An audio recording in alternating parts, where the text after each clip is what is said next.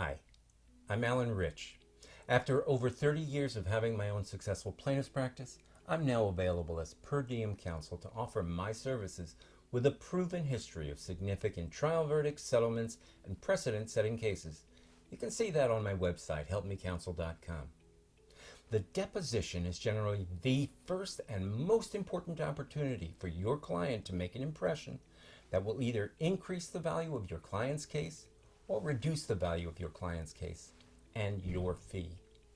You can't afford per diem counsel who just shows up.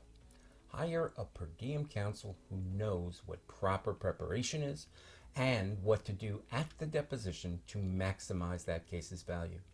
It requires a lawyer who prepares for the facts of that particular client's case, who knows the relevant substantive laws and regulations, whether it's the VTL, labor law, the New York City Human Rights, or other law.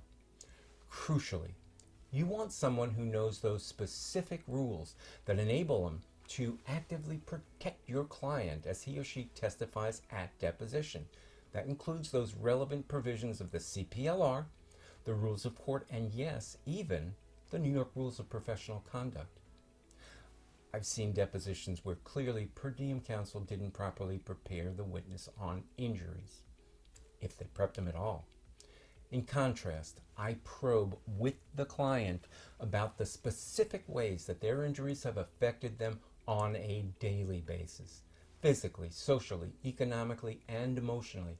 I settled one emotional damages case with no physical injury for $1.75 million.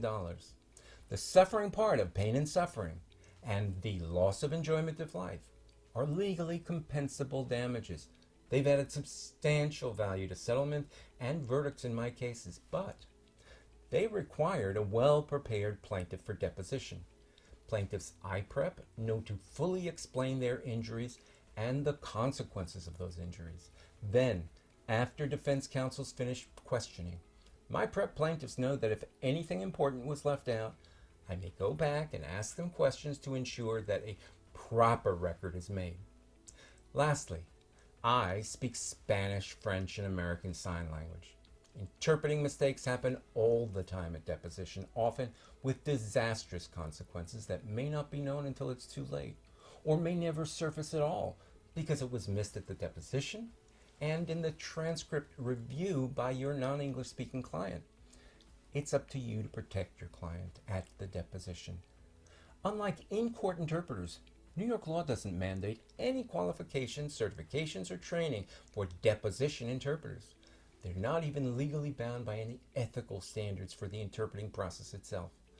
I've read transcripts where a simple, undetected interpreting mistake early in the deposition got repeated for the entire deposition because no one at the deposition was aware of the mistake.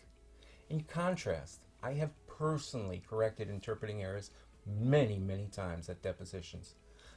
I invoke CPLR section 3115 that gives the attorney who's aware that a mistake has happened the right to raise that correction at the deposition and avoid a potential cascade of errors.